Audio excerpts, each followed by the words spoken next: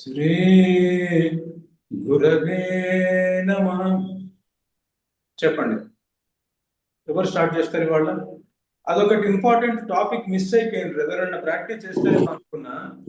ఒక ఒక దాంట్లో లాస్ట్ కీర్తనలో మీకు జ్ఞాపకం ఉందో లేదో, ఆ, మన ఉల్లాసము, ఆగ్రహము, విరహము అది చెప్పాను. అది కొద్దిగా కాంప్లికేటెడ్ టాపిక్. అది ఎవరైనా అభ్యాసం చేస్తారేమో అనుకున్నాను నేను. అది అబ్బితే మీకు చాలా ఇదైతుంది అనమాట, అనుభవంలోకి వస్తుంది. అండ్ లాస్ట్ టైం నేను ఒక మిస్టేక్ చేసిన. నేనేంటిదంటే, ఆ, ఈ మార్గంలోకి వచ్చినాక బృందావనంలో చాలా కాలం ఉండి ఆ తర్వాత అంతా హిందీ లిటరేచర్ చదువుతున్నాను కదా. అంతకుముందు కూడా నాదంతా ఇంగ్లీష్ ఎడ్యుకేషన్ అయింది కాబట్టి తెలుగు లిటరేచర్ ఎక్కువ చదవలేదు నేను. సో తెలుగులో మా వర్డ్స్ రావు, నా నోటి జ్ఞాపకం రావు, నా జ్ఞాపకం రావన్నమాట. తడబడుకుంటూ చెప్పాల్సి వస్తుంటుంది. ఓకే. అయితే లాస్ట్ టైం నేను గురువు గారు పత్వార్ అని చెప్పినప్పుడు నేను తెప్ప అంటున్నాను నేను. అవును, అని అవును, చేతులు మాత్రం ఇట్లా అని చూపిస్తున్నా మీకు. నేను అవును. తర్వాత గూగుల్లో వెతికాను, ఎందుకో ఇది తప్పు చెప్తున్నా అనిపించింది నాకు. దాన్ని తెడ్డు అంటారు. తెప్ప. అవును, తెప్ప. తెడ్డు అంటారు. తెప్ప తెప్ప అంటేనేమో అంటే కూర్చునేది. పట్టుకుంటుందంట. ఆ, కూర్చునేది. కానీ పతవార్ అంటే ఇది ఓర్ అంటారు కదా ఇంగ్లీష్ లో. ఓర్ ఇట్లా పట్టుకొని తెడ్. తీసుకుపోతుంది కదా. తెడ్డు, తెడ్డు తెడ్డు. తెడ్డు. తెడ్డు అంటారు అది. నేను అవును. నాకేమైనా తెలుగు పదాలు రాకపోతే మీరు చెప్తుండండి అప్పుడప్పుడు. Okay, okay, okay. సరేనా? ఇప్పుడు విభోర్, బలిహార్ ఇట్లాంటివి ఏంటిదంటే మనం కాన్సెప్ట్ అర్థం చేసుకున్నాం కాబట్టి వాటిని అట్లాగే వాడవచ్చు. తెలుగులో ఎగ్జాక్ట్ పదం మనం దొరకకుండా వాడుకోవచ్చు అది ఓకే. కదా. దాని స్పిరిట్ అయితే అర్థమైపోయింది కదా మనం. అవును గురించి. నేను ఇంకా 38th లెక్చర్ లో కూడా ఒక మిస్టేక్ చేశా. నేను విభావము అనుభవము చెప్పుకుంటూ డెఫినేషన్ ఇస్తూ, ఆ డెఫినేషన్ ఇచ్చేటప్పుడు సడన్ గా మా గురువు గారి దగ్గర ఒక లీల జరిగింది. సేమ్ అదే విషయం నేను ట్రాన్స్లేట్ చేస్తున్నాను చాలా మంది ఫారినర్స్ ఉన్నప్పుడు. సో నేను సడన్ గా అక్కడికి వెళ్ళిపోయినా. అంటే మీతో ఇట్లా మాట్లాడుతున్నా కానీ మొత్తం ఆ గురువు గారి జోన్ లోకి వెళ్ళిపోయినా అనమాట. నేను వెళ్ళిపోయి నేనైతే వ్యుత్పత్తి చెప్పాను, విశేషమైన ఆభిముఖ్యమైన చరంతీతి అనుకుంటూ చెప్పాను కదా. అది యాక్చువల్లీ వ్యభిచారి భావం యొక్క వ్యుత్పత్తి. అది విభావం యొక్క వ్యుత్పత్తి కాదు.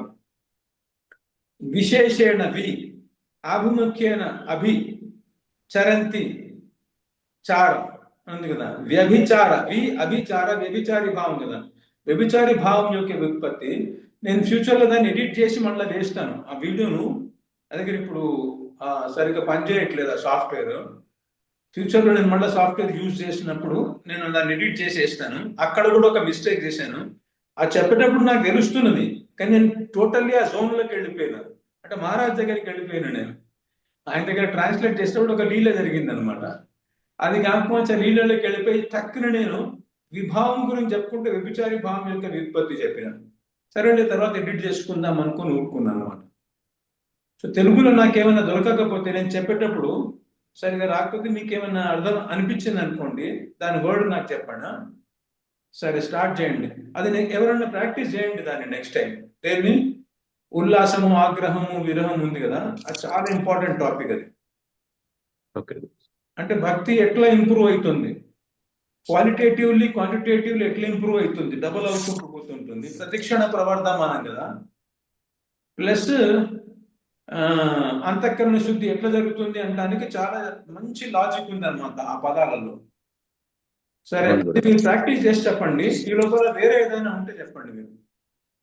మీరు ఇంగ్లీష్ లో చెప్పిన చింతనలో అవి కొన్ని పాయింట్స్ రాసుకొని చెప్తే మీరు కరెక్షన్స్ ఇచ్చారు గురించి అవి. అవును. ఆ, సో అట్లా చేస్తున్నాడు, నాకు పంపిస్తుండండి మీరు. నేను అలాగే, కరెక్షన్ చేస్తుంటా చిన్న చిన్నవి. అలాగే. చెప్పండి, ఇంకేమైనా ఉంటే చెప్పండి ఇవాళ ఇవాళ టాపిక్. ఏదైనా ఇప్పటి నుంచి మీరు ఏది చేసినా కానీ ఏదో కాన్సెప్ట్ తీసుకొని చెప్పొద్దు. అది స్టార్టింగ్ లో అయిపోయింది. ఇప్పుడు మీరు కీర్తన తీసుకొని చెప్పాలి ఏం చెప్పినా కానీ. ఆ కీర్తన లోపల ఆ కాన్సెప్ట్స్ అన్ని తేవాలి మీరు. సరేనా? అట్లా అలవాటు చేసుకోండి. ఎందుకంటే మీకు ఖాళీ టైం దొరికింది అనుకోండి, ఎప్పుడైనా కళ్ళు మూసుకొని ఆ కీర్తన వాడుకుంటూ ఆపేసి ఆ కీర్తన యొక్క అర్థభావన చేసుకుంటూ కూర్చోవాలన్నమాట. అర్థభావన యొక్క ప్రయోజనం ఏంటిది? ఎందుకు అర్థభావన చేయమంటున్నాం మనము? అర్థభావన చేస్తే ఏమవుతుంది?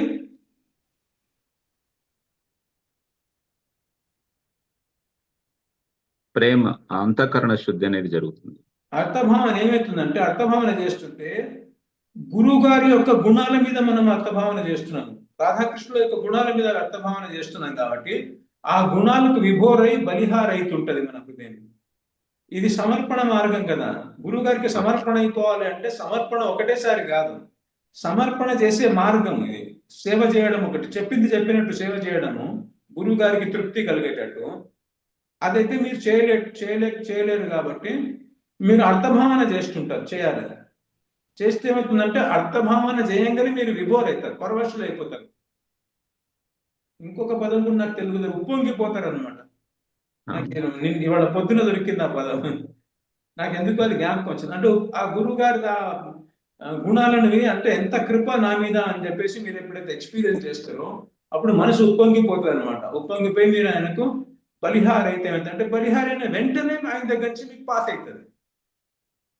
అంటే బలిహార్ మీద డిపెండ్ అయి ఉన్నదనమాట. ఆయన దగ్గర నుంచి ఎనర్జీ ఫ్లో అవడం. ఏం పాస్ అవుతుంది ఆయన దగ్గర నుంచి? భావము అవుతుంది. సో ఆటోమేటికల్లీ మీరు ఏం చేస్తున్నా, సేవ చేస్తున్నా కానీ, గురువు గారిని తలుచుకుంటున్నా కానీ, రాధాకృష్ణ తలుచుకుంటున్నా కానీ అట్లా భావం వస్తుంది. సో అర్థభావన చేయడం యొక్క ప్రయోజనం అదనమాట. గుణానుసంధానం చేస్తుంటే విభోర్ అవుతున్నారు, బలిహార్ అవుతున్నారు, ప్రేమ వచ్చేస్తుంది, భావం వచ్చేస్తున్నది మీకు. ఆ భావం యొక్క ఆస్వాదననే రసము అంటారు, ఆనందం అంటారు. భావం అనేటువంటి స్థాయి భావం, స్థాయి భావం యొక్క ఆస్వాదనను రసం అంటారు. అవునా? సో ఆ రసాస్వాదన అట్లా చేసుకుంటూ ఉంటున్నాడు. అది మీకు మిగతావన్నీ కలిగిస్తుంది అనమాట. క్వాలిటీస్ అన్ని, ఉల్లాసము, ఆగ్రహం అన్ని చెప్పాను కదా, అవన్నీ ఫాస్ట్ ముందరికి పోయేటట్టు చేస్తుంది. అందుకనే ఎంత వీలైతే అంత మీరు ఒక లైన్ తీసుకొని ఇట్లా కళ్ళు మూసుకొని అర్థభావన చేసుకుంటూ కూర్చోండి. అర్థభావన చేయండి, మళ్ళీ పాడుకుంటుండండి, మళ్ళీ అర్థభావన చేయండి, పాడుకుంటుండండి. అందులోనే మునిగిపోతారు ఇక. సరే చెప్పండి.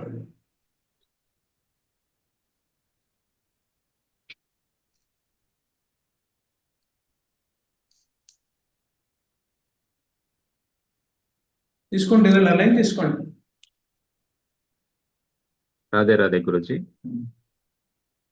జయ జయ జయ సద్గురు సరుకార్, సద్గురు పరు తను మను ధనువా. జయ జయ జయ సద్గురు సరుకార్, సద్గురు పరు తను మను ధనువా. జయ జయ మమ సద్గురు సరుకార్, తుముహి పతితను కీ పతువార్. ఇందులో లాస్ట్ 4 లైన్స్ మొన్న లాస్ట్ క్లాస్ లో డిస్కస్ చేశాం కాబట్టి స్ట్రైట్ అవే 5th లైన్. ఇందులో జయ జయ జయ మమ సద్గురు సర్కార్. జయ మమ, మమత్వ భావన, మమ అనే పదం ఆర్డర్ లో పోండి. జయ జయ జయ చెప్పండి. జయ జయ జయ జయ జయ జయ గురువు గారి యొక్క గుణాలతో విభోర్ అవ్వడం జరుగుతుంది. జయ జయ జయ అనే పదంలో ఏంటి ఆ గుణాలని ఇక్కడ చెప్తున్నాను. ఇవన్నీ ఇక వరుసగా అన్ని గుణాలు వస్తున్నాయి. సద్గురు మమ అనే దాంట్లో మమత్వము అనేటువంటి భావన తెలియచేయడం జరుగుతుంది. నా యొక్క, నా యొక్క, నా యొక్కలో స్పెసిఫిక్ ఏమన్నది అంటే ఈయన నా యొక్క, ఇతను నావాడు, గురువు నా. స్పెసిఫిక్ ఏమైంది? స్పెసిఫిక్ అంటే నా ఉద్దేశం ఏంటిదంటే, మీ భార్య కూడా నా వాళ్ళు అనుకుంటారు, మీరు మీ తల్లిదండ్రులు కూడా నా వాళ్ళు అనుకుంటారు, మీ కొడుకును కూడా నా వాళ్ళు అనుకుంటారు. ఇది మమ జనరల్ అయిపోయింది. స్పెసిఫిక్ ఏంటిదంటే నా వాడు అనుకుంటే నావాడు కాదు, నా కొడుకు అనుకుంటారు, మా తల్లి. ఇక్కడ స్పెసిఫిక్ ఏంటిది అంటున్నా. నావాడు అన్న తర్వాత స్పెసిఫిక్ ఏంటిది? అది ఎండ్లో వచ్చింది, ఏ పదంలో వచ్చింది ఆ స్పెసిఫిక్ రిలేషన్షిప్? నెక్స్ట్ లైన్ వచ్చింది చూడండి, నెక్స్ట్ వర్డ్ లో తుముహి, నెక్స్ట్ వర్డ్ లో వచ్చింది సద్గురు. సద్గురు, సద్గురు తర్వాత సర్కార్. సర్కార్ అంటే ఏంటిది? నేను సేవకుడను, ఆయన స్వామి, నేను సేవకుడున్నది. నేను సేవకుడు. స్పెసిఫిక్ ఏంటిదంటే ఆయన నావాడు అంటే ఏంటిదంటే ఆయన నా గురువు అని స్పెసిఫిక్ అనమాట. జనరల్ గా నావాడు. నావాడు. అవునా? అట్లా స్పెసిఫిక్ ఏంటిది? స్పెసిఫిక్ రిలేషన్షిప్ ఏంటిది? ఆయన సర్కార్, నేను దాసుడిని. అంటే ఆయన స్వామి, నేను దాసుడిని. అంటే దాని మీనింగ్ ఏమొచ్చింది? ఆయన స్వామి, నేను దాసుడిని అంటే ఏమొచ్చిందంటే, ఇవాళ ఇంకొకటి చెప్తా. ఆయన సేవ్యుడు, నేను సేవకుణ్ణి. ఆయన ప్రియుడు, నేను ప్రేమికుణ్ణి. మమ అనే దాంట్లో ఏమొచ్చిందంటే ఆయన ప్రియుడు, నేను ప్రేమికుణ్ణి. అంటే మా గురువు గారిని ప్రేమిస్తాను నేను.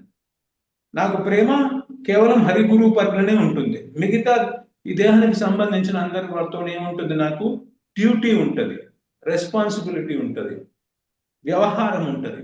కానీ ప్రేమ మాత్రం ఒట్టి హరి గురువుతోనే ఉంటుంది అనమాట. ఆయన నా వాడు అన్న. ఓకే, చెప్పండి. తుముహి పతితనుకి పతవారు.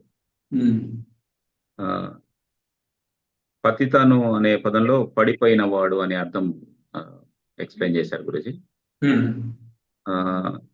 పతవారు అంటే ఎక్స్ప్లెయిన్ చేయండి. పడిపోయిన వాడు అంటే ఎక్కడి నుంచి పడిపోయాడు? మిద్ద నుంచి పడిపోయిందా? ఎక్స్ప్లెయిన్ చేయండి దాన్ని. పడిపోయిందంటే ఎక్కడి నుంచి పడిపోతున్నా నేను? ఈ యొక్క భౌతిక ప్రపంచంలో ఈ అంటే ఎటు మార్గము తెలియకుండా నేను అందులో కొట్టుకొని పోతున్నాను.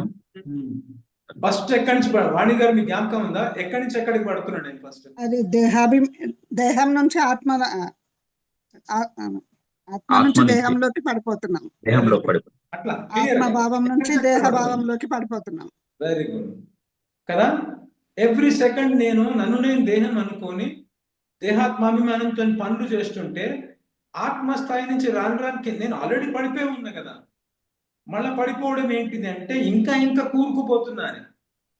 దేహాత్మాభిమానంలోకి ఇంకా ఇంకా ఇంకా ఇంకా కూరుకుపోతున్నాను. ఒక మీనింగ్ అది వచ్చింది. అంటే ఎవ్రీ టైం ఎవ్రీ డే నేనేది దేహాత్మాభిమానంతో పనులు చేస్తున్నాను, ఆల్రెడీ పడిపోయి ఉన్నాను. నేను పతితుణ్ణి అంటే పడిపోయి ఉన్నాను అని. పడిపోయి ఉన్నానని కాదు, అంతనే కాదు, ఇంకా కిందికి పడిపోతున్నాను. అవునా? అదొకటి. ఇంకో మూడో మీనింగ్ ఏమొస్తుంది? పడిపోయి నేనేం చేస్తున్నా? మూడో మీనింగ్ వస్తుంది.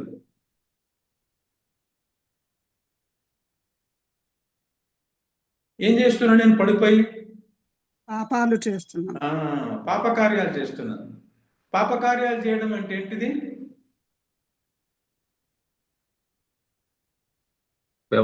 వ్యవహారంలో ఎక్కువ గడపడం. అంటే ఆత్మ నుంచి దేహంలోకి పడిపోవడమే పాపం. అవును, ఆత్మ నుంచి దేహంలోకి పడిపోవడమే పాపము. దేహ చింతన చేయడము, దేహానికి సంబంధించిన పనులు చేయడము పాప కార్యాలు. అదొకటి. ఇంకోటి ఏమొస్తున్నది? ప్రకృతికి విరుద్ధమైన పనులు చేసుకుంటూ పోతున్నా, అది కూడా పాపం. అంటే భగవంతుడు దీని జగత్ రక్షకుడు. బ్రహ్మ ద్వారా సృష్టి చేసిన తర్వాత మనం ఎవరైతే భగవంతుని యొక్క భక్తులం అంటున్నామో ఆయన దీని సృష్టిని రక్షిస్తున్నాడు. కానీ నేను ఆయన అంశనైనా కానీ ఆత్మాభిమానంలో ఉండకుండా దేహాత్మాభిమానంలో ఉన్నాను కాబట్టి నేనేం చేస్తున్నా అంటే ప్రకృతికి విరుద్ధంగా పోయి దాన్ని ప్రకృతి మన విషయాలను ఉపభోగించుకుంటూ ప్రకృతికి విరుద్ధంగా పోయి పాపకార్యాలను చేస్తున్నా. అంటే నేను చేసే ప్రతి కార్యం పాపకార్యమే. దేహాత్మాభిమానంతో చేసే కార్యము పాపకార్యము.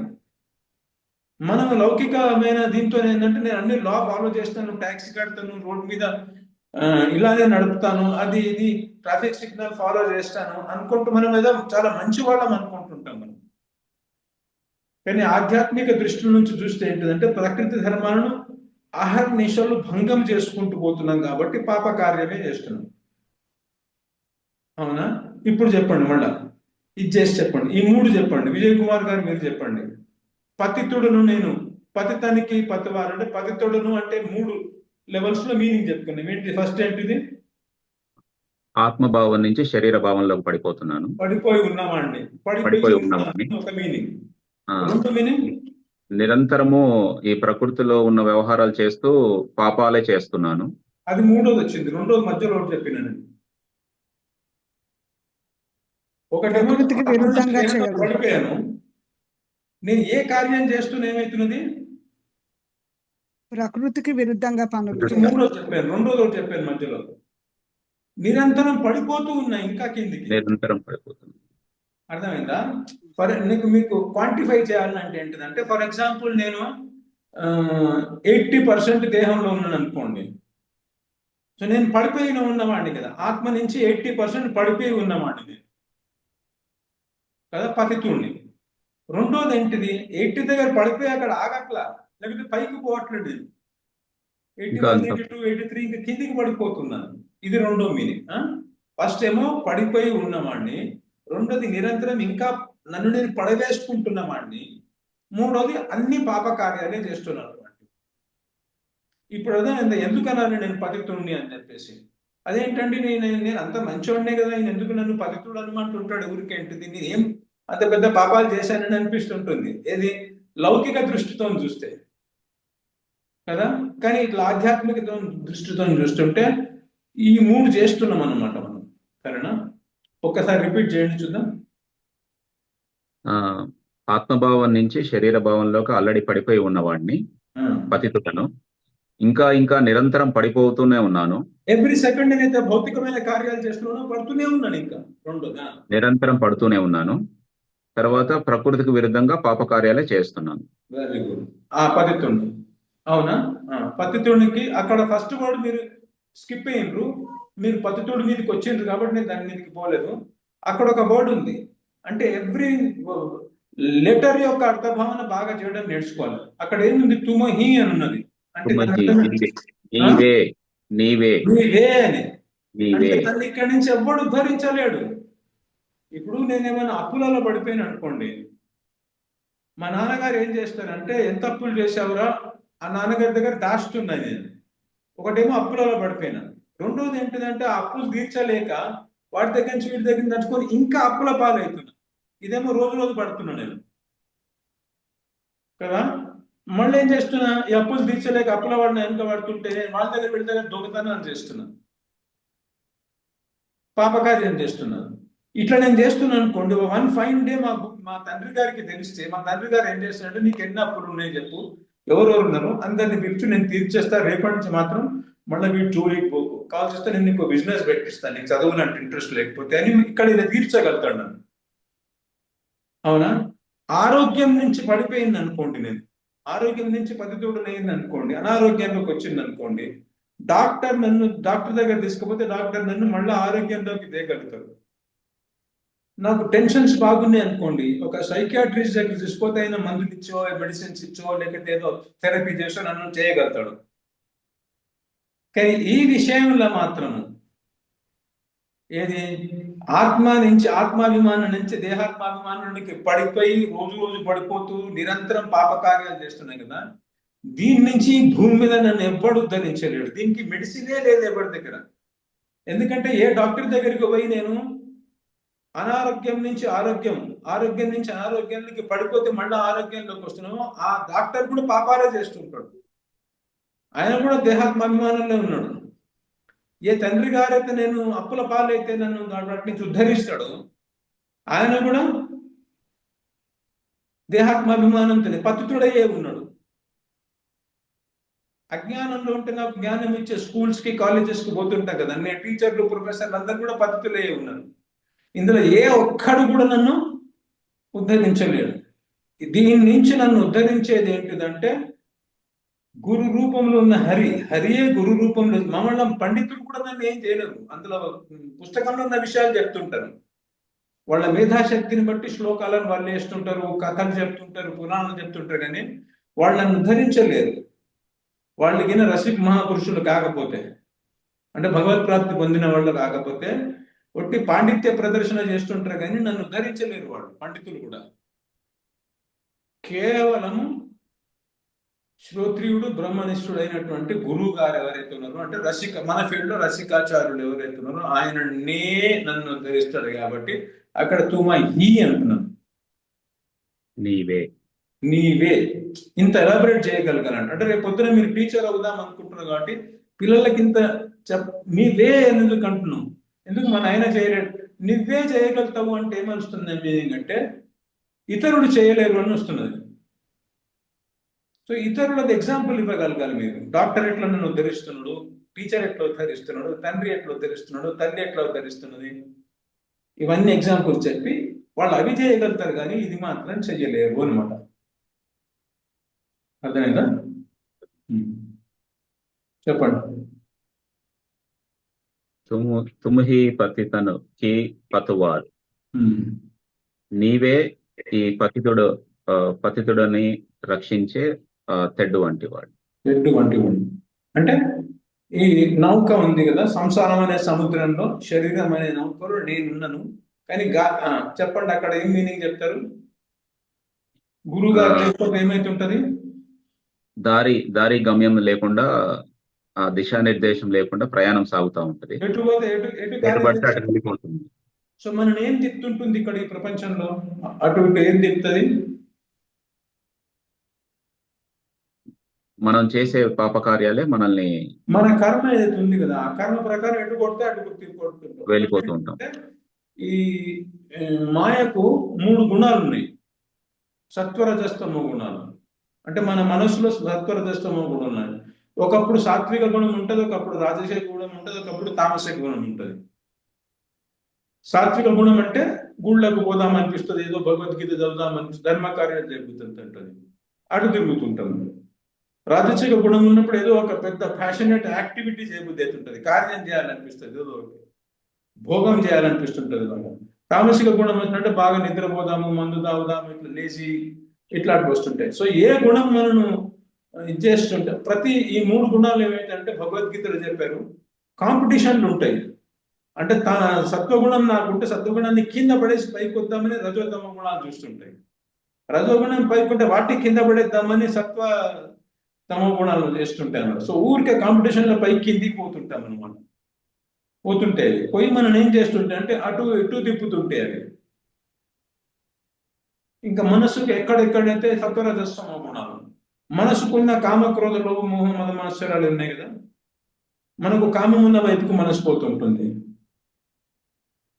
అవునా?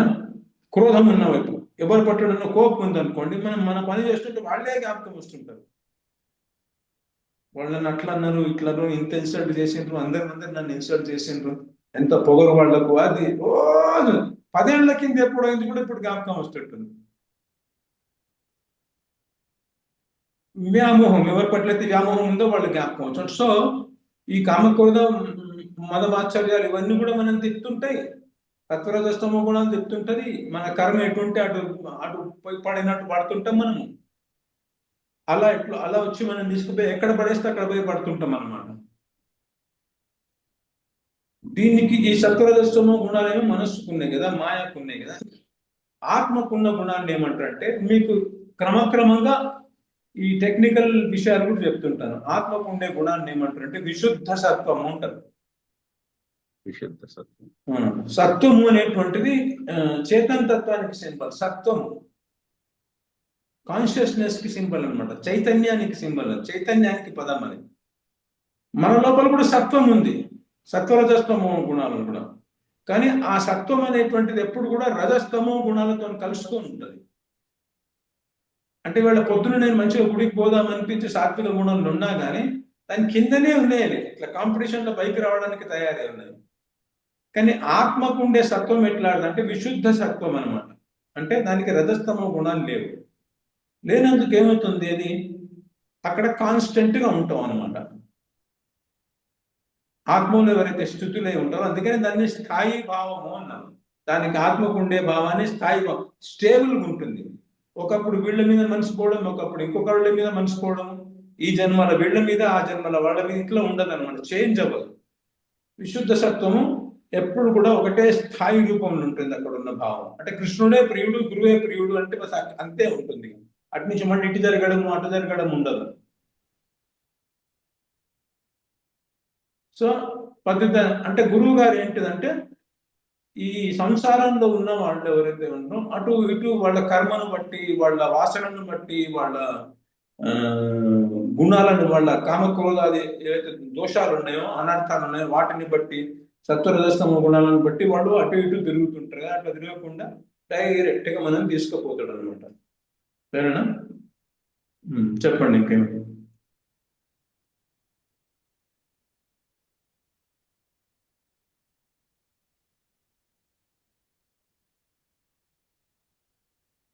నెక్స్ట్ లైన్ లో దీని గురించి ఆ, జయ జయ మమ సద్గురు సర్కారు తుముహి నిరాధారు ఆధారు. ఉమ్.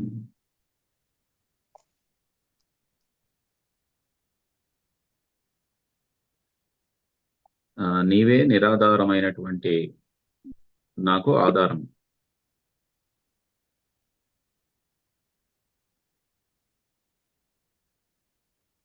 చెప్పండి. తుముహి నిరాధారు ఆధారు. మిగతా అన్ని అయితే సేమే ఉన్నాయి కదా. మిగతా మేము సద్గురు మమ సర్కార్ సద్గురు సర్కార్ సేమ్. నిరాధార్ ఆధార్. ఏ ఆధారము లేనటువంటి నాకు నీవే ఆధారం. ఇక్కడ నిరాధారము అంటే ఎక్కడ ఎటువంటి పనులు చేయలేకపోతా ఉన్నాను అంటే నాకు ఈ దుఃఖాల నుంచి బయటపడడానికి ఆనంద ప్రాప్తి కోసం ఏదైతే మార్గాన్ని నేను ఆశ్రయించి ఆ మార్గంలో పోవాలను, దానికి బేసిస్ ఏం లేదు నా దగ్గర. ఆత్మ బేసిస్ మీద జరుగుతాయి ఈ పనులన్నీ కదా. దానికి కావాల్సిన ఆధారం ఏం లేదు. ఈ ప్రపంచంలో కూడా నాకు ఎవ్వరు లేరు.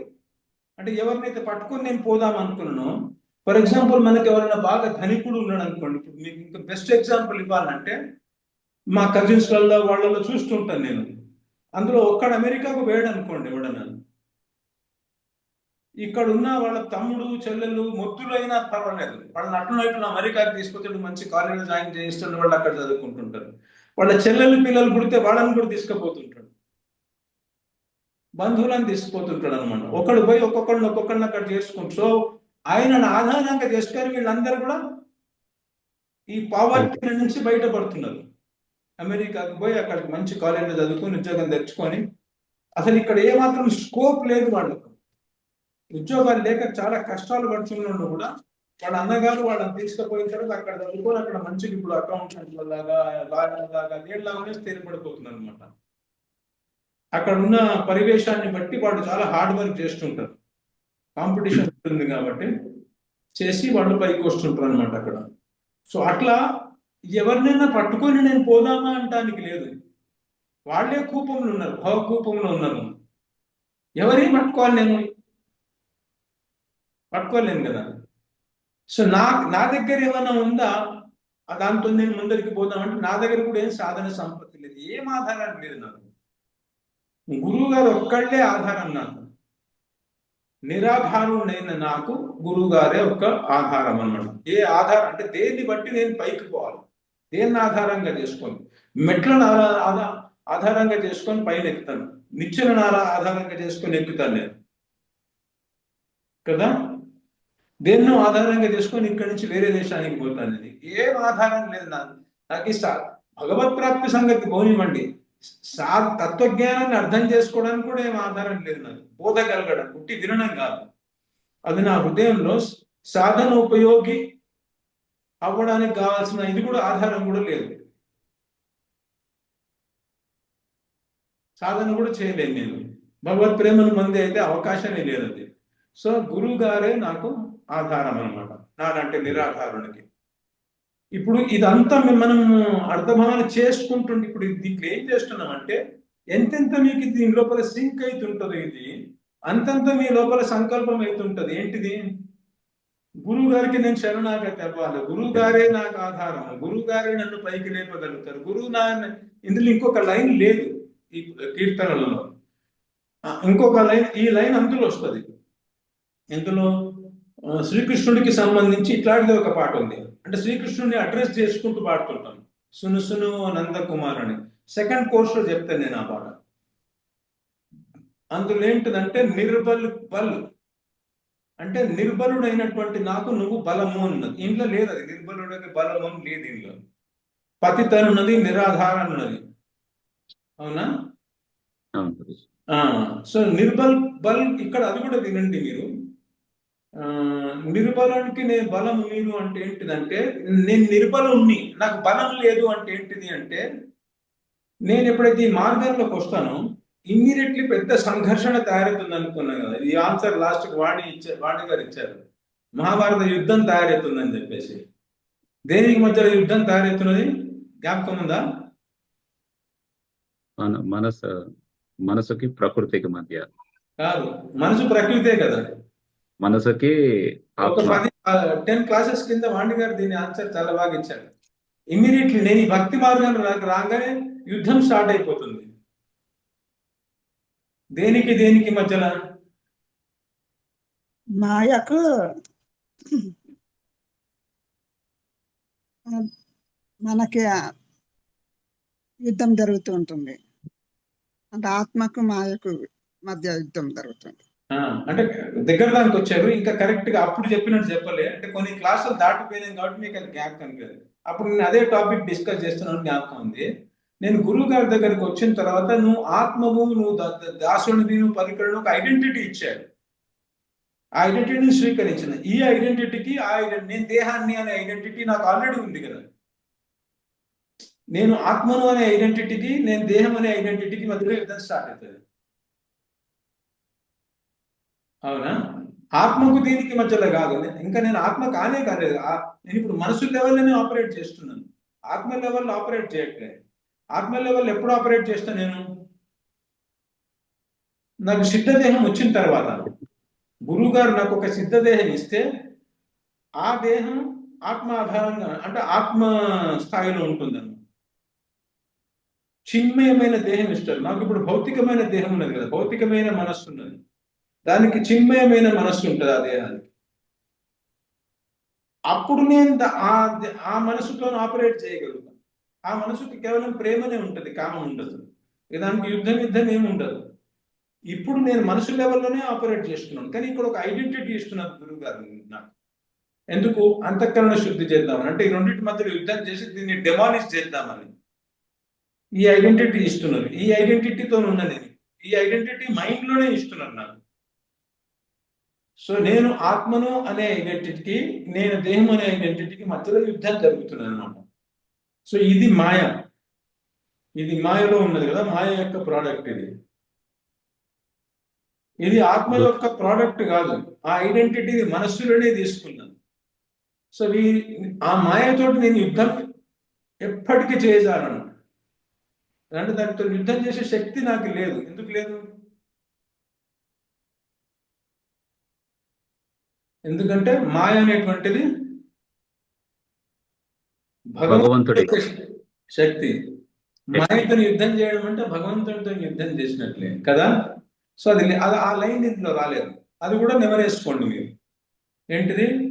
నిర్బలుడైన నాకు నువ్వు బలము అని చెప్పేసి అది కూడా అర్థభావన చేసుకోండి. పతితుడికి పతివారివి, నిరాధారమైనటువంటి నాకు ఆధారం నువ్వు, మళ్ళా నిర్బలుడైనటువంటి నాకు నువ్వు బలం. అంటే గురు బలంతో దీన్ని కొట్టగలుగుతాం. ఎందుకంటే గురువు ఆల్రెడీ బయట ఉన్నాడు కదా.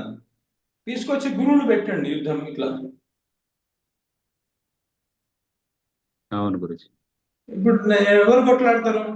ఇప్పుడు గురువు గారితో మాయ ఎక్కడ కొట్లాడుతుంది? గురువు గారు ఎక్కడైతే ఉన్నామో మాయ ఆటోమేటిక్ వెళ్ళిపోతుంది. గురువు గారి యొక్క పాద నఖమణి చంద్రిక ఏతుందో అదొచ్చి మన హృదయంలో నిల్చుంటేనే మాయ పారిపోతున్నది. ఒక్క కాలి గోటి యొక్క కిరణం వస్తేనే. గురువుగారిని నిలబెట్టుకుంటే ఇంకెక్కడ మాయ? సూర్యుని ముందర నిలబెట్టుకున్నాం అనుకోండి, జస్ట్ ఇట్లా బల్బ్ వేస్తేనే ఇక్కడి నుంచి చీకటి వెళ్ళిపోయింది ఈ రూమ్లో నుంచి. నేను ఇక్కడ రాకముందు ఇక్కడ చీకటి ఉండింది, అక్కడ ఇన్వర్టర్ పని చేయట్లేదు అని చెప్పేసి ఈ రూమ్లోకి వచ్చేసి లైట్ వేయగానే అంధకారం వెళ్ళిపోయింది ఆటోమేటిక్గా.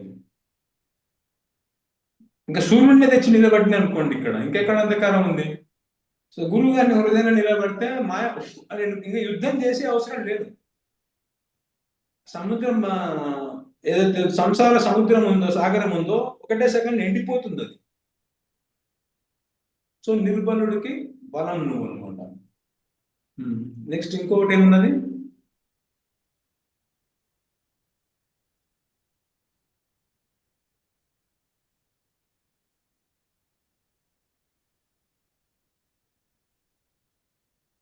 అంతకుముందు ఒకటి ఉంది, పతితనికి పతివారు ముందే ఉన్నది అది. మీరు ఆ ఫస్ట్ లైన్ మర్చిపోయారు.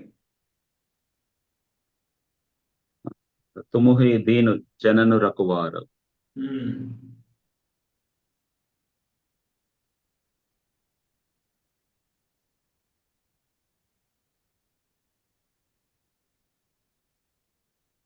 దీనుణ్ణి నేను. నేను దీను. దీనుణ్ణి అంటే హెల్ప్లెస్. హెల్ప్లెస్, ఎక్కడ సహాయం ఏ- పొందలేకుండా ఆ, ఉన్నాం. అంటే మీరైతే తత్వజ్ఞానం ఇస్తారో ఆ తత్వజ్ఞానాన్ని ధారణ చేయలేను నా మనసులో ఉంటే కామక్రోధాలు నేను ఇవే ధారణ చేసుకోగలుగుతా, ఇవే నిలుపుకోగలుగుతాయి. కానీ మీరు ఇచ్చిన తత్వజ్ఞానాన్ని నేను పట్టుకోలేను ఎంత చేసినా కానీ.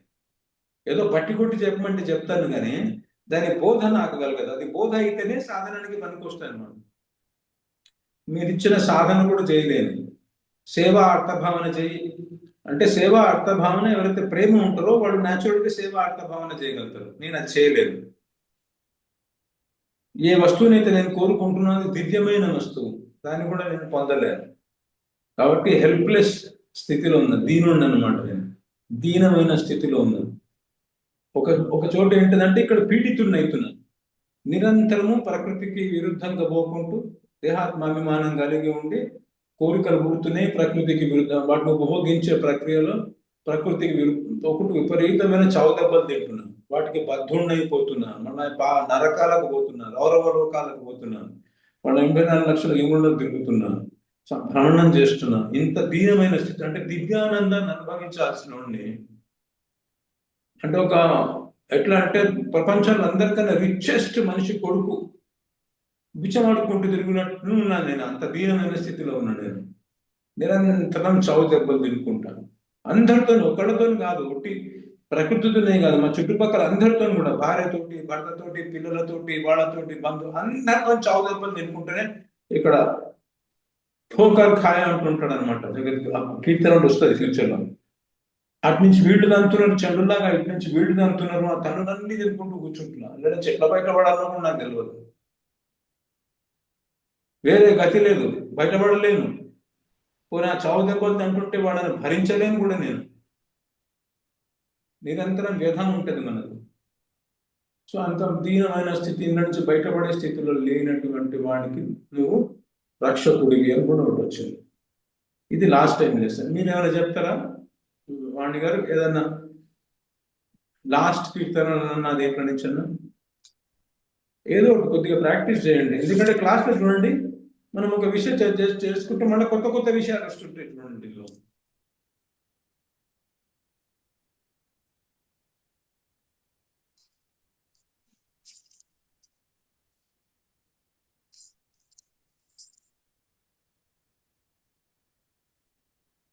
మూడు విషయాల పట్ల జయహో అని విధురై బలిహార అవుతాము.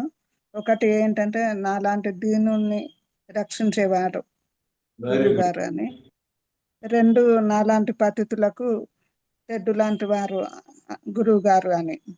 3 నిరాధారుడికి ఆధారం మీరే, అందుకే జయహో అని విధురా ఇంకోటి చెప్పిన మీకు, నిర్బలునికి బలం నువ్వు.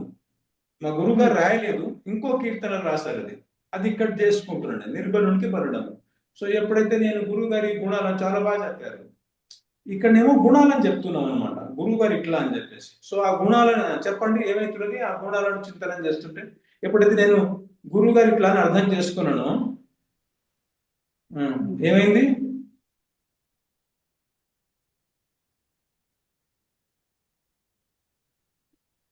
గుణాలు, ఈ గుణాలు నేను దర్శిస్తే ఏమైంది? ఈ గుణాలకి విధురవుతున్నాము. జయహో విభోర్ అయ్యి బలిహార అవుతాము. ఆ విభోర్ అయ్యి ఏమైంది? ఉప్పొంగిపోతున్నది మనసు అంతా. అవునా? ఉప్పొంగిపోయి జయ హో అంటున్నాను అనమాట గురువు గారి గుణాలు. అవంగా ఏమవుతుంది? అర్థభావన ఎందుకోసమే చేయాలి అని బలిహార అవుతున్నాం అంటే ఏంటిది? సమర్పణ అవ్వడం. అంటే మన హృదయాన్ని ఆయనకి ఇచ్చేస్తున్నాం అన్నమాట. అవునా? మన హృదయం ఆయనది అయిపోతున్నది. చూడండి, ఇక్కడ కొద్దిగా సటిల్ పాయింట్ మీరు గమనించాలి. సమర్పణ చేస్తున్నాము, సమర్పణ అవుతున్నాము అంటే ఏమిటంటే మనం ఏదో చేస్తున్నట్లున్నది. తన్ను మన ధన్ ఆయనకు సమర్పించడం, సమర్పణ అనేటువంటిది ఎట్లా మేనిఫెస్ట్ అవుతుందంటే తన్ మన్ ధన్ ప్రాణం ఈ నాలుగిటిని మనం మన కోసము, మన పరివారం కోసం యూజ్ చేస్తాం అనమాట. వీటిని నేను సమర్పించగలుగుతా, నా తనని సమర్పించగలుగుతా, పోయి గురువు గారి దగ్గర ఉండి సేవ చేయగలుగుతా. నా మనని గురుగారి గురించే, గురుగారి శ్రేయస్సు గురించి ఆలోచిస్తాను. గురుగారు ఏ సేవ చేయాలి, నేను ఇప్పుడు ఆ సేవ చేయాలి, లేకపోతే గురువు గారి గురించి ధ్యానం చేయగలుగుతాను, ధనం ఇవ్వగలుగుతాను. నాకున్న దాంట్లో నుంచి ఎంతో అంత, నాకు వీలైన దాంట్లో నుంచి 1 పైసా 2 పైసలు అట్లా ఎంతో ఇవ్వగలుగుతాను నేను. అవునా? ప్రాణము అంటే గురువు గారి కోసమే బతకడం కూడా అభ్యాసం చేయగలుగుతా. ఇవన్నీ నేను చెయ్యగలిగేటివి, నేను సంకల్పం చేసుకొని చేసేవి ఇవన్నీ. కానీ ఇక్కడ ఏమైతున్నది, బలిహార దగ్గర మీరు సమర్పణ చెయ్యట్లేదు. ఇక్కడ ఏమైతున్నది, ఇక్కడ గురువు గారి గుణాలను అర్థభావన చేస్తున్నాం. అర్థభావన చేస్తుంటే ఏమైతున్నది, పరవశులై జయహో జయహో అని బలిహార అవుతాం. అంటే నా హృదయం ఆయనది అయిపోతున్నది, ఆయనకు అట్రాక్ట్ అయిపోతున్నది. అట్రాక్ట్ అయిపోయి పరవశము అనే పదంలోనే ఉన్నది అది. పరవశం అయిపోతున్నా అంటే చెప్పండి, మీనింగ్ ఏంటిది పరవశం అంటే? మన శరీరము భావన తెలియకుండా దాన్ని డివైడ్ చేయండి, పరవశము అని.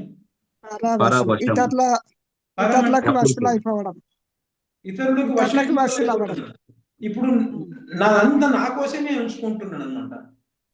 నాది కాగలేదుగా, నేనే ఆయన దాన్ని అయిపోయినా ఇక నేను. సో ఈ పరవశుడు అవ్వడం అనేటువంటిది నేను చేయట్లేదు. నా శరీరం, నేను గురువు గారికి సేవ చేస్తాను, నా శరీరంతో నేను చేస్తున్నా. నేను నాకున్న ధనంలో నుంచి కొంత ధనం ఇస్తా, గురువు గారికి సేవ కోసం ఇస్తాను, చేస్తున్నాను. ఇక్కడ చేయట్లే. అవునా? ఇది చెప్పారు కాబట్టి చేస్తున్నాను. చెయ్యడం అనేటువంటిది ఎప్పుడు ఉంటుందంటే చెప్పారు కాబట్టి చేయడం ఉంటుంది. కానీ ఇక్కడ అయిపోతున్నది చూడండి, దీన్ని యాక్చువల్ సమర్పణ అంటారు అనమాట.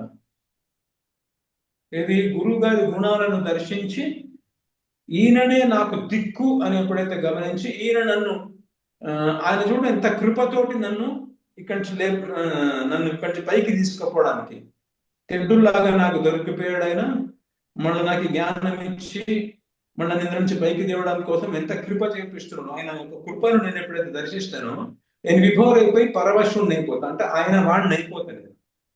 ఇక్కడ అయిపోవడం అనేటువంటిది ఉంటుంది. అండ్ ఒకసారి ఎప్పుడైతే అయిపోయినరో, అయిన వాళ్ళు అయిపోయినరో, అప్పుడు మీకు ఎవరు చెప్పాల్సిన అవసరం లేదు. మీరు తను మన తన ప్రాణం, మీరు మీ ఫ్యామిలీ వాళ్ళు అయిపోయినారు కాబట్టి మీరు మీకున్నదంతా వాళ్ళకి పెట్టగలుగుతున్నారు. మీకు మీ వాళ్ళు అయిపోయినారు కాబట్టి, అంటే మీరంటే మీకు ప్రేమ ఉన్నది కాబట్టి మీకున్న తను మన ధన ప్రాణం మీకోసం పెట్టుకుంటున్నారు. ఇక్కడేమో తను మన ధన ప్రాణ గురువుకి ఇవ్వండి అనేది సాధన కోసం చెప్తున్నాం మనం కాబట్టి చేస్తున్నాం. కానీ ఎప్పుడైతే మీరు బలిహార అయిపోతారో, ఆయన వాళ్ళు అయిపోతారో, ఆటోమేటికల్లీ ఆయన చేసేస్తారు మొత్తం సమర్పణ. అర్థమైందా? ఈ పాయింట్ ముందు కూడా చెప్పాను, క్లియర్ గా పట్టుకోండి ఇక్కడ. Very good. సో ఆ గుణాలన్నీ ఏవైతే ఉన్నారో ఆయన విజయ్ కుమార్ గారు మనకి చెప్పారు కదా, ఆ గుణాలను అనుసంధానం చేసుకొని విభోర్ అయిపోయి నేను ఆయన వాడిని అయిపోతున్నాను. పోంగా ఏమవుతున్నది, దాని రిజల్ట్ ఏమవుతున్నది, నేను ఎప్పుడైతే బలిహార అయిపోయిన రిజల్ట్ ఏమవుతున్నది, ఒక బిందువు ప్రేమ వస్తుంది. ఫస్ట్ తత్వజ్ఞానం అబ్బుతున్నది, నెక్స్ట్ సాధన అబ్బుతున్నది, సాధక దేహం వచ్చేస్తున్నది, నెక్స్ట్ ఏమొస్తున్నది, ప్రేమ కూడా వచ్చేస్తుంది. ఒక బిందు ప్రేమ కూడా వచ్చేస్తున్నది. తత్వజ్ఞానం అబ్బుతున్నది, సాధన అబ్బుతున్నది, ఇది అవుతున్నది. ఇదే సాధన. ఇప్పుడు నేను చేస్తున్నదే సాధన. ఇప్పుడు మనం చేస్తున్నది సాధననే. చెప్పండి నెక్స్ట్. అయిపోయింది కదా, ఇక్కడ అయిపోయింది. ఇంకేమైనా చెప్తారా మీరు? సో ఇది బాగా, ఈ పాయింట్ బాగా అర్థమైపోయింది మీకు. రసోపాసన ఏం జరుగుతుందని చాలా క్లియర్గా అర్థమైంది. Very good. నెక్స్ట్ లైన్ వాడండి. టైం అయితే ఎంతో సార్ చెప్పండి నాకు. 8:21. చెప్పండి నెక్స్ట్ లైన్ ఏం పాడండి. మీరు బాగా పాడుతున్నారు విజయ్ కుమార్ గారు, మీ గొంతు బాగున్నదా? కొద్దిగా చిన్నగా పాటలు పాడే అలవాటు ఉన్నట్టున్నది బాత్రూంలో. కొంచెం మామూలుగా వేరే ఇది పాట పాడుతుంటే ఈ ట్యూను రఘుపతి రాఘవ రాజా రామ్ దానిలాగే అట్లా వస్తుంది. వెళ్ళిపోయింది. ఆ మనసు అట్లా వెళ్ళిపోయింది గురుజీ. మొన్న ఎందుకో మనసులో అట్లా ఆ భావన అటు వెళ్ళిపోయాను. లేదు లేదు మళ్ళీ ఇటు వచ్చి ఇది పాడుకున్నాను కాస్త. పదాలు అ- ట్యూనింగ్ అదే అనిపించింది. అదే అదే ట్యూన్ అది. అలా నేను అలాగే అదే వస్తుంది. పట్టుకున్నాను. మీరు ఫస్ట్ టైం పాడినప్పుడు ఎలా గుర్తుంచుకోవాలనుకొని ఓహో ఇది అలా పాడాలి అని ఆ భావన చేసుకున్నాను గురుజీ. నెక్స్ట్ లైన్ మంచి చెప్పండి. నెక్స్ట్ లైన్ ఏముంది? ఆ, జయ జయ మమ సద్గురు సర్కారు. ఇది కొంచెం నా దగ్గర ప్రింటింగ్ బ్లర్ ఉంది గురుజీ. మానత్ మానత్ నిత్ మానత్ నిత్ తుమ్హారో ఆభార్. నెక్స్ట్ లైన్ అదేనా? అవును గురుజీ. జయ మానత్ జయ నిత్ ఆ? ఆ, మానత్ నిత్ నిరాధార్ ఆధార్ తర్వాత ఇదే నేనుందా? అవునవును. జయ జయ మమ గురు सरकार मानत नित तुमरो आभार। जय जय मम सद्गुरु सरकार मानत नित तुम्हारो आभार। जय जय मम सद्गुरु सरकार मानत नित तुम्हारो आभार। जय जय मम सद्गुरु सरकार मानत नित तुम्हारो आभार। जय जय जय सद्गुरु सरकार सद्गुरु पर तन मन धनवान।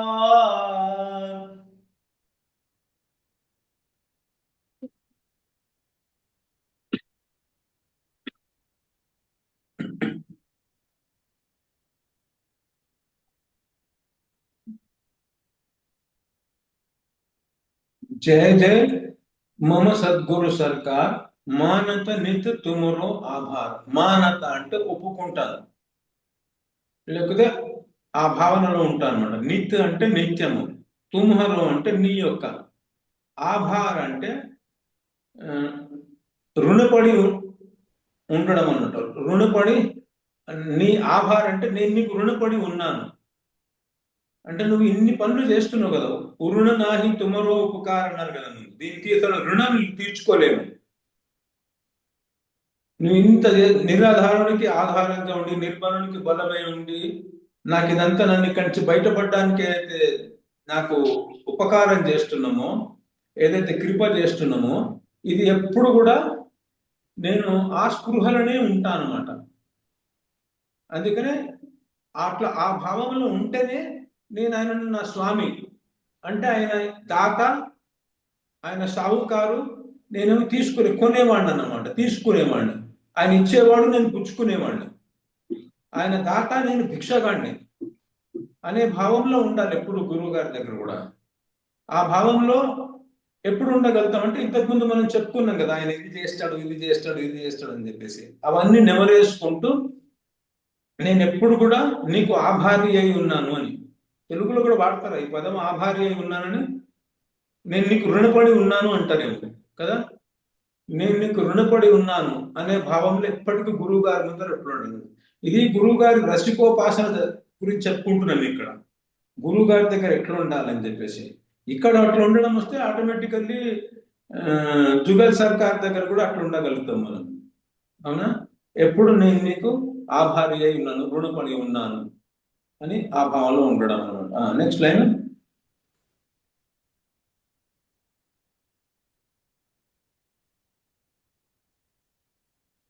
चाह नहीं कबहु पदारथ चार. అదే ఉందా? అదే గురు. అదే ఉంది. जय जय मम सद्गुरु सरकार चाह नहीं कवहु पदारथ चार। जय जय मम सद्गुरु सरकार चाह नहीं कबहु पदारथ चार।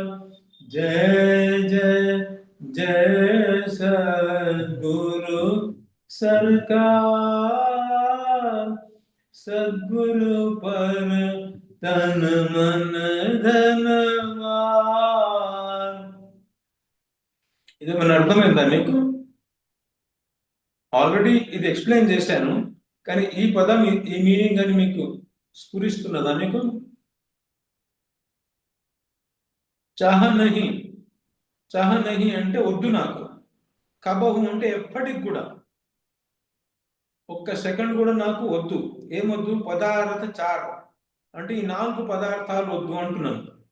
ఏం 4 పదార్థాలు వద్దు అంటున్నాము? వేదంలో చెప్పే 4 పదార్థాలు ఏంటివి? పురుషుడు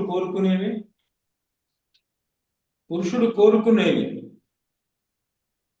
వాటిని ఏమంటారు? పురుషార్థాలు అంటారు. 4 పురుషార్థాలు వేదంలో ఏం చెప్తున్నారు?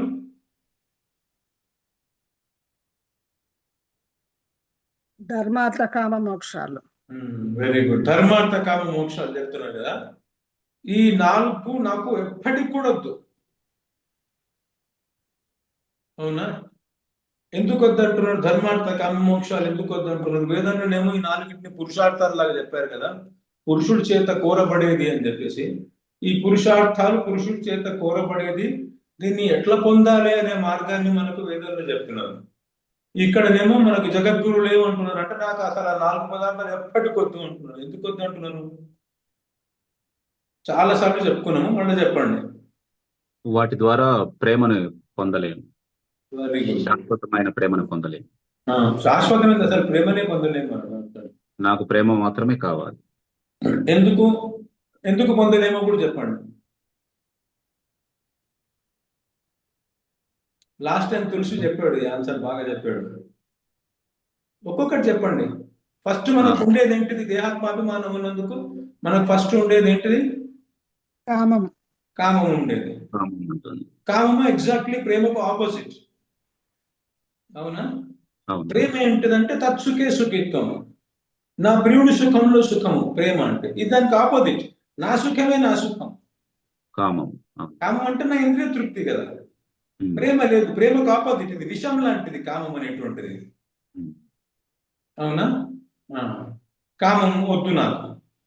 నెక్స్ట్ మోక్షము వద్దు. ఫస్ట్ స్టెప్ వెళ్ళిపోతున్నారు. కామానికి నెక్స్ట్ ఏంటిది? కామం పూర్తి కావాలంటే మనకి ఏం కావాలి? ధర్మము, అర్థము కావాలి.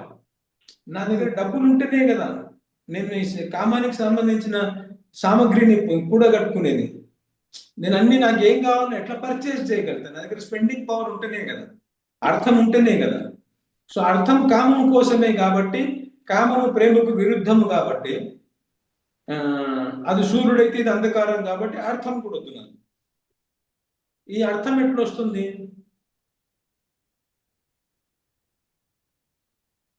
ధర్మాన్ని ఆచరిస్తూ వస్తుంది అని వేదంలో చెప్పారు. మీకు చెప్పాను, మహాభారతంలో ఉందని. ధర్మాదర్చశ్చ కామశ్చ అని.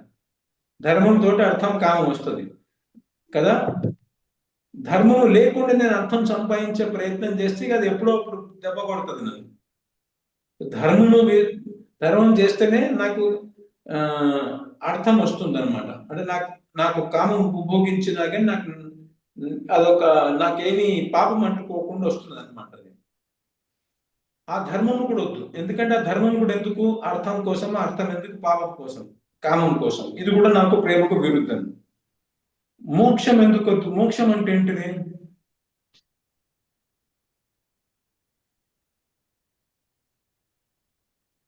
మోక్షం వల్ల ఆత్మ అనేది చిత్కనము. మోక్షం అనేటంటే సంసార చక్రం నుంచి బయటపడడం, మాయ నుంచి బయటపడిపోవడం. తాపత్రయాల నుంచి, దుఃఖం నుంచి బయటపడడం కోసము, దుఃఖం అనేటువంటిది దేహాత్మాభిమానం వల్ల వస్తుంది కాబట్టి దేహాత్మాభిమానం వదులుతున్నాను, మాయను వదిలేస్తున్నాను కదా. మాయ వదిలిపెట్టి చిత్త వృత్తి నిరోధం చేసుకుంటున్నాను అంట. మన వృత్తులు ఏవైతే ఉన్నాయని మాయ వైపుకి తీసుకుపోతే కానీ చిత్త వృత్తి నిరోధం చేస్తాను చేసి దీంట్లో నుంచి బయటపడే ప్రయత్నం చేస్తున్నాను. బయటపడితే ఏమైతుంది? దీంట్లో నుంచి బయటపడితే నేనైతే చిత్కణంలాగా ఉన్నానో ఆ చిత్కణం లాగానే ఉండిపోతా, మాయ మాత్రం తొలగిపోతుంది. అంటే ఈ మూడు దేహాలు వెళ్ళిపోతాయి, స్థూల దేహము, సూక్ష్మ దేహం, కారణ దేహం వెళ్ళిపోయి చిత్కణంలాగా ఉండిపోతుంది. దానికి ప్రేమ ఉండదు. సో ఇంత మోక్షం ముందు ఏం లాభమైనది నాకు కదా, ప్రేమ లేకుండా ఉండిపోయాను నేను కదా. అందుకోసమే నాకు అది కొడుతుంటారు. కాహ ఆ భావంతో ఉండాలి. గురువు గారి దగ్గరికి వచ్చినప్పుడు ఏంటిదంటే, ఈయన అసలు గురువు గారి గురించి ధారణ ఫస్ట్ ఎట్లుండాలి అని చెప్తున్నారు.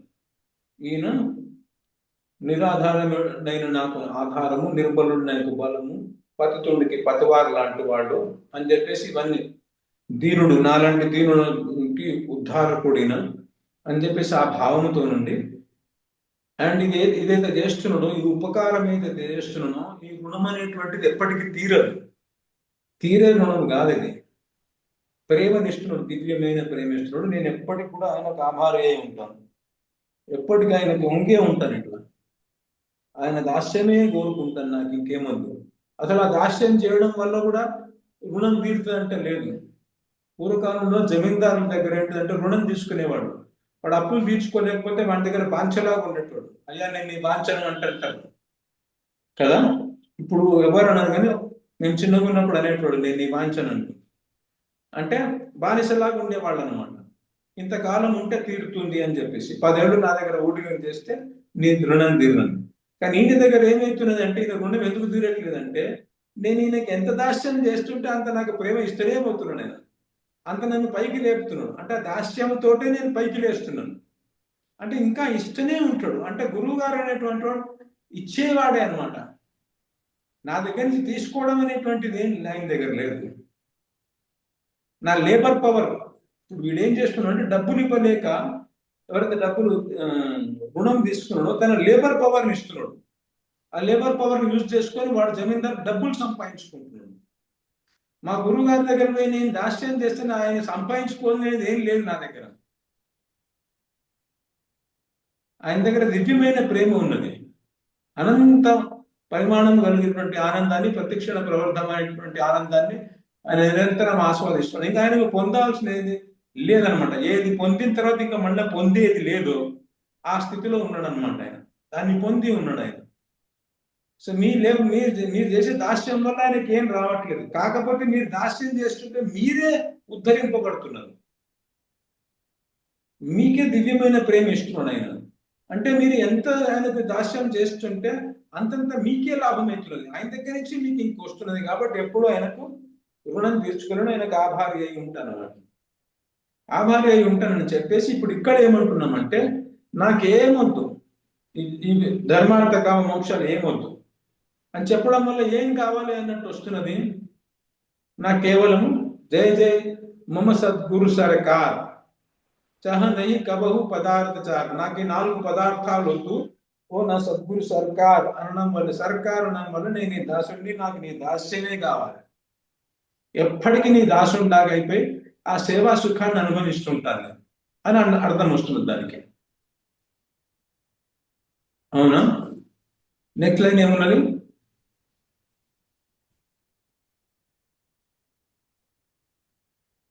జయ జయ మమ సద్గురు సర్కారు నేకు.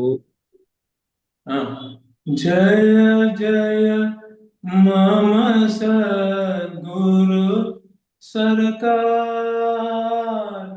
नेक दिखावहु युगल विहार। जय जय मम सद्गुरु सरकार नेक दिखावहु युगल विहार। जय जय जय सद्गुरु सरकार। पर तन मन धन वार।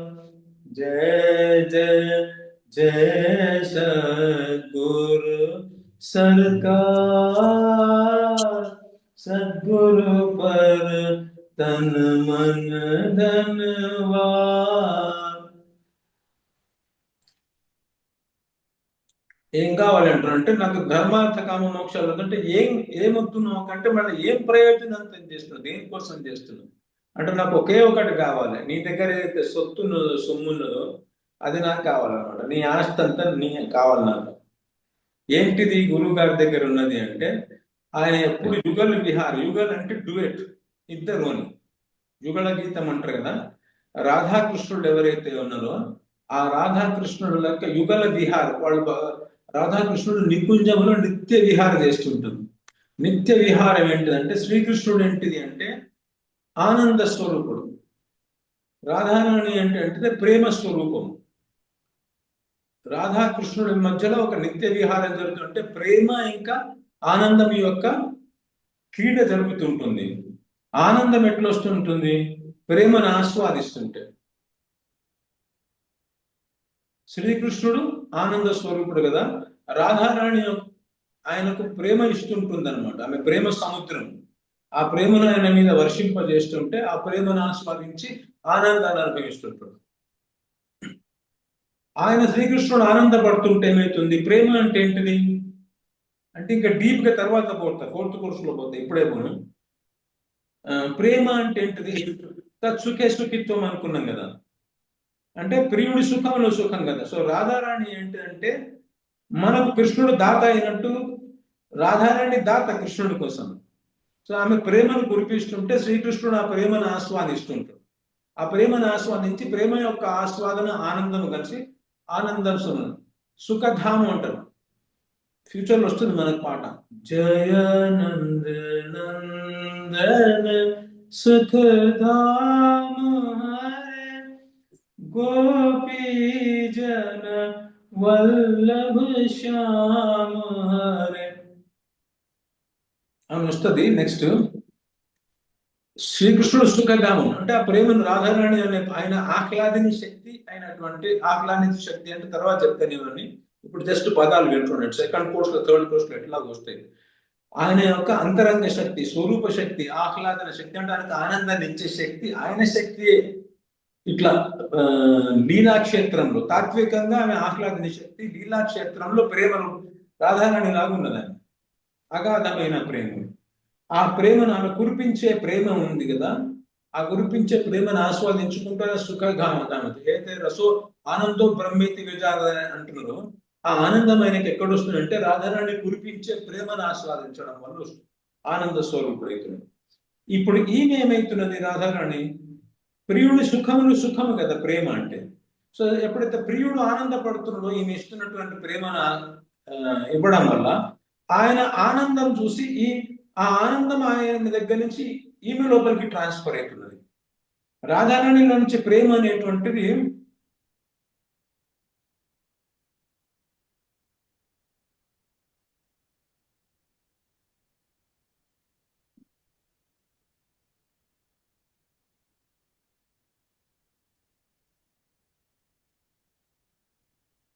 రాధారాణి నుంచి ప్రేమ అనేటువంటిది కృష్ణుడిలోకి ట్రాన్స్ఫర్ అయ్యి కృష్ణుడు దాన్ని ఆస్వాదిస్తుంటే ఆ ప్రేమ ఆనందంలోకి ట్రాన్స్ఫర్ అవుతుంది.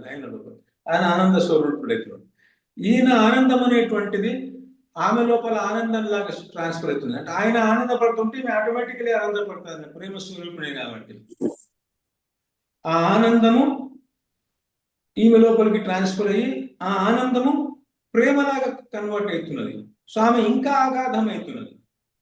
ఆమె ఇంకా ఎక్కువ ప్రేమను కురిపిస్తుంది, ఇంకా అగాధమై ఇంకెక్కువ ప్రేమను కురిపిస్తున్నది. అవునా? ఇంకెక్కువ ప్రేమను కురిపించే వరకు శ్రీకృష్ణుడు ఆ ప్రేమను రిసీవ్ చేసుకున్న తర్వాత దాన్ని ఆస్వాదిస్తుంటే ఈ ప్రేమ అనేటువంటిది శ్రీకృష్ణుడు లోపల మళ్ళీ ఎక్కువ ఆనందంలాగా ట్రాన్స్ఫర్ అవుతున్నది. ఆ ఎక్కువ ఆనందం ఏదైతే ఉందో అది మళ్ళీ రాధారాణిలోకి ట్రాన్స్ఫర్ అయిపోయి రాధారాణి ఆ ఎక్కువ ఆనందం అనేటువంటిది మళ్ళీ ఇంకెక్కువ ప్రేమలాగా ట్రాన్స్ఫర్ అవుతుంది. అర్థమవుతున్నది అది నేను చెప్పేది? అర్థమవుతుంది. అట్లా ప్రతి క్షణం వాళ్ళిద్దరి మధ్యలో ఈ హోడ్ జరుగుతుంది. హోడ్ అంటారు మా బ్రజభాషలో, యుద్ధం. అంటే ఆమె ప్రేమనిస్తున్నది, శ్రీకృష్ణుడు ఆనందపడుతున్నాడు, ఆనందపడి ప్రేమ ఆనందం ఆమెలోకి ట్రాన్స్ఫర్ చేస్తున్నాడు. ఆమె ఆనందంతో ఆమె ప్రేమ పెరుగుతున్నది, ఆమె మళ్ళా ఇస్తున్నది, ఈయన మళ్ళా దాన్ని ఆనందాన్ని లాగా కన్వర్ట్ చేసి ఆమెకి ఇస్తున్నాడు. ఇట్లా ఇద్దరి మధ్యలో పరస్పరం ఒక యుద్ధం లాగా జరుగుతున్నది. ఆమె ఇస్తున్నది, ఈయన ఇస్తున్నాడు, ఆమె ప్రేమనిస్తున్నది, ఈయన ఆనందాన్ని ఇస్తున్నాడు, ఈయన ప్రేమనిస్తున్నాడు. సో ఈ క్రీడ ఏదైతే జరుగుతున్నదో దాన్ని నిత్య విహారము అంటారు అన్నమాట. నికుంజంలో రాధాకృష్ణుల మధ్యలో నాకేమొద్దు, ధర్మార్థ కామ మోక్షాలు ఏమొద్దు, నాకా ఇది కావాలి. నీకు దిఖావహు యుగల విహారం. ఏ యుగల విహారం నీ హృదయంలో నడుపుతుంటావో చెప్తాను. ఇది సఖీభావం వచ్చినప్పుడు మీకు ఇంకా బాగా అర్థమవుతుంది. ఈ వీళ్ళిద్దరి మధ్యలో జరుగుతున్న ఈ క్రీడను నిష్పన్నం చేసేది సఖి అన్నమాట.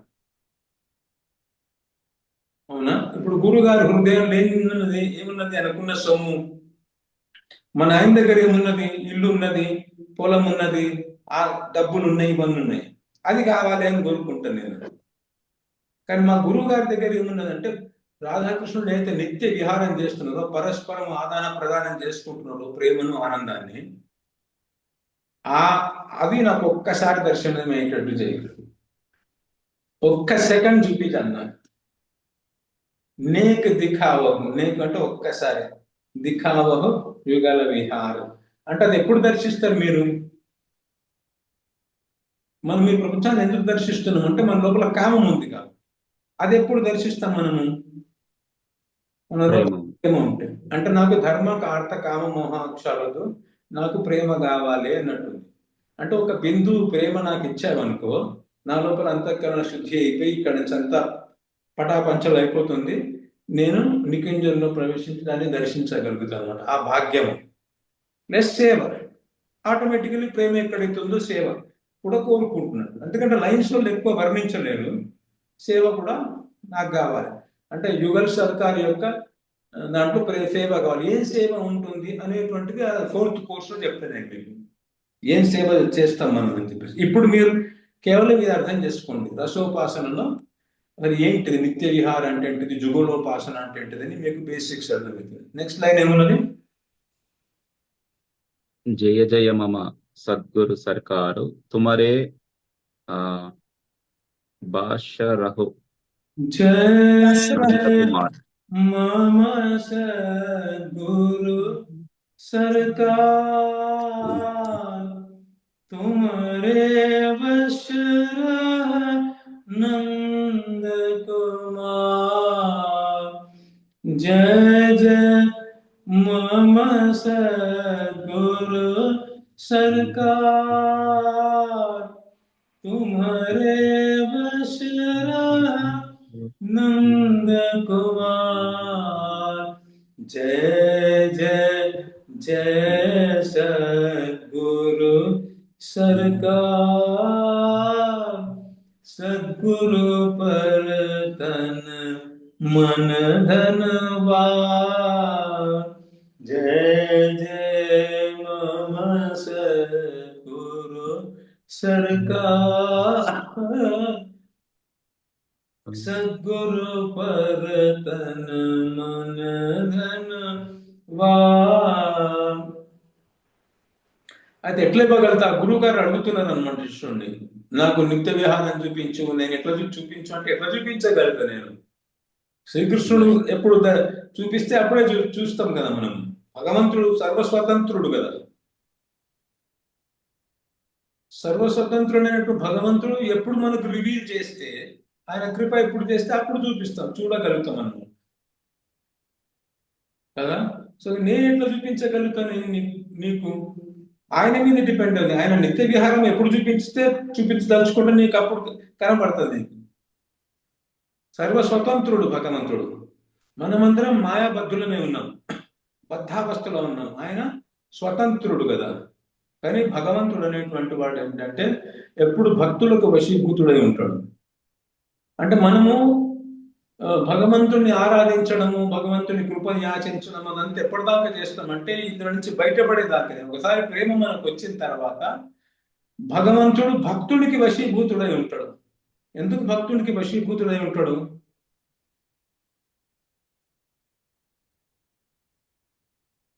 భగవంతుడు రసస్వరూపుడు, అంటే ప్రేమ ఆస్వాదకుడు. ఆ ప్రేమ ఎవరి దగ్గర ఉన్నది? ఆయన ఇచ్చిందే. ఆయన ఇచ్చిన ప్రేమనే అయినా కానీ ఇప్పుడు ఎవరి దగ్గర ఉంది? ఆయన ఇచ్చింది అనేటువంటిది తాత్వికంగా ఆలోచిస్తున్నాం. కృష్ణుడు మనకి ఇస్తున్నాడు అని చెప్పేసి కృప చేసి ఒక బిందువుని ఇస్తున్నాడు అంటున్నాం మనం. కానీ వీలాక్షేత్రం ఎట్లుంటుందంటే నేను ఇస్తున్నాను నువ్వు తీసుకుంటున్నావు అట్లా ఉండదు. మనం ఇక్కడ కూర్చొని ఇట్లా చెప్పుకుంటున్నాం, తత్వం చెప్పుకుంటున్నాం. వీలాక్షేత్రం ఏంటంటే వీళ్ళకు ప్రేమ ఉన్నది, ఈయనకు ప్రేమ ఉంది, వాళ్ళ దగ్గర ప్రేమ ఉన్నది. సో అందుకని ఇప్పుడు భగవంతుడు ఏంటంటే ప్రేమ యొక్క ఆస్వాదకుడు కాబట్టి, ప్రేమ భక్తుడి దగ్గర ఉంది కాబట్టి భక్తుడి వశీభూతుడై ఉంటాడు అనమాట. ప్రేమను ఆయన ఎప్పుడు నా భక్తుడు నాకు ప్రేమను కురిపిస్తాడా అన్నట్టు ఉంటాడు అనమాట. అంటే వాళ్ళ ఇంకనే తిరుగుతుంటాడు. భాగవతంలో అంటాడు ఆయన, విజిటింగ్ కార్డ్ రిపీట్ ఇది అంటే అహం భక్త భక్తిమాన్ అని రాసి ఉంటుంది. అంటే నా భక్తుని యొక్క భక్తుడు నేను. ఇప్పుడు మన దగ్గర ఉంటుంది కదా డాక్టర్ శ్రీనివాసాచార్య బిపిహెచ్డి అని మనం రాసుకున్నట్టు, ఆ భగవంతుని కార్డులు ఏముంటుంది అంటే అహం భక్త భక్తిమాన్, నేను నా భక్తుని యొక్క భక్తుడిని. వాళ్ళ చుట్టూ తిరుగుతుంటాను, ఎందుకంటే వాళ్ళ పాద ధూళి నా మీద పడితే నేను పవిత్రుని అయిపోతానేమో, నాకు ప్రేమ వస్తుందేమో అని చెప్పేసి. అంటే వాళ్ళను ప్రేమను పొందడానికి కావాల్సిన యోగ్యత నా దగ్గర నాకు వస్తుందేమో అని నేను గోసేవ చేస్తున్నాను, నెపంతున్న అడవులలో పోతుంటా, వాళ్ళ ధూళి నా మీద పడుతుందేమో అని చెప్పేసి. అహం భక్త పరాధీన, నేను భక్త పరాధీనుని. మనం ఆర్తి కూడా చెప్పుకుంటాం ఇందులో. ఇన్నికి ముందు చెప్పాను ఈ లైన్లో నేను, ఇన్నికే వశ్ గిరిధరికే, ఇన్నికే అధీన కృప గిరిధరికే. గిరిధరి యొక్క కృప అనేటువంటిది గురువు గారి అధీనంలో ఉన్నది కదా. అంటే గురువు గారి దృష్టి ఎవడి మీదనైతే పడుతుందో వాడి మీద కృష్ణుడి దృష్టి ఆటోమేటికల్లీ పడుతుంది అనమాట. అండ్ శ్రీకృష్ణుడు నీ వశంలో ఉన్నాడు. ఈ యుగల విహార్, నిత్య విహార్ ఏదైతే చేస్తున్నాడో కృష్ణుడు, అవన్నీ నువ్వు ఎట్లా ఆడిస్తే అట్లా చేస్తున్నాడు ఆయన. నీ వశంలో ఉన్నాడు కాబట్టి నువ్వు ఒక్కసారి నా మీద నీ దృష్టిని చూపించేసేయి, నా మీద నీ కృపను కురిపించేసే, ఇట్లా ఆటోమేటికలీ కృష్ణుడి దృష్టి నా మీద పడిపోతుంది. అప్పుడు కృష్ణుడు పరవశుడు అయిపోయి తన లీలను ఆటోమేటికలీ నా హృదయంలో కూడా ప్రకటింపజేస్తాడు అనమాట. ఆ లీలనే దర్శించుకుంటూ నేను ఆ లీల మీద ఉపాసన చేసుకుంటూ ఇక్కడి నుంచి బయటపడి నేను భగవంతుడి లోకంలోకి పోయి అక్కడ కూడా సేవ చేసుకుంటూ ఉండగలుగుతాను అనమాట. అందుకని నీ వశంలో ఉన్నాడు కాబట్టి నువ్వే ఆయనకు దర్శింపజేయగలుగుతావు. అంటే నీ కృప లేనిది నేను కృష్ణుని యొక్క నిత్య విహారాన్ని దర్శించే అవకాశం లేదు. ఫస్ట్ ఏం చెప్పుకుంటున్నాం మనము, నీ కృప లేనిది నేను మాయతో కొట్లాడే బలం రాదు.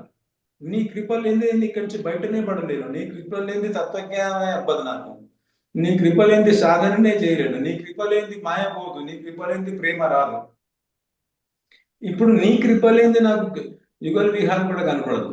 అంటే ఏదైతే నా లక్ష్యం ప్రేమను పొంది నిత్య విహారంలోకి పోయి రాధాకృష్ణుడు యొక్క ఆనందము మన ప్రేమ మధ్య జరుగుతున్నటువంటి క్రీడలో నేను పాల్గొని వాళ్ళ సేవ చేయాలి. అంటే వాళ్ళ ఆనంద ప్రేమ ఆదాన ప్రదానం అనేటువంటిది ఏదైతే ఉందో దాంట్లో నేను దాన్ని వృద్ధి చేయాలను, ఆ లీలను అందులో నేను పార్టిసిపేట్ అవుదాం అనుకుంటున్నాను, వాళ్ళకి ఆ సేవ చేద్దాం అనుకుంటున్నాను. అది నీ వల్లనే పాసిబుల్ అవుతుంది. అక్కడ దాకా గురువు.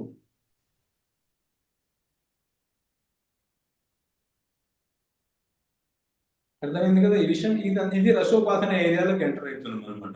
అంటే నువ్వు నీ కృప ఉంటేనే నేను రసికోపాసన చేయగలుగుతా, నీ కృపనే ఉంటేనే నాకు సాధక దేహం వస్తుంది, నీ కృప ఉంటేనే నేను రసోపాసన కూడా చేయగలుగుతా, నీ కృప ఉంటేనే నేను సిద్ధదేహోపాసన కూడా చేయగలుగుతా, నీ కృప ఉంటేనే నేను నిత్య విహారంలోకి పోయి డైరెక్ట్గా కూడా సేవ చేయగలుగుతా.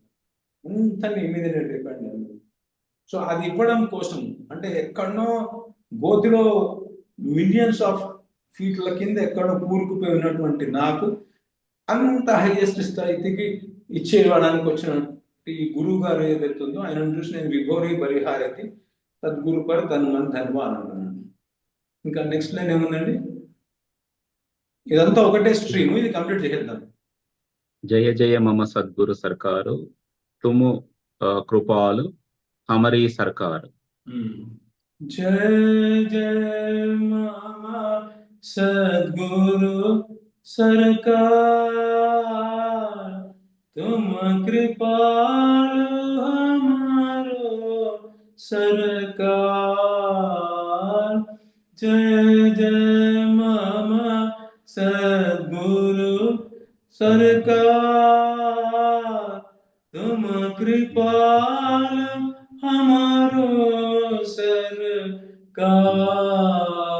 जय जय जय सद्गुरु सरकार, सद्गुरु पर तन मन धन वार।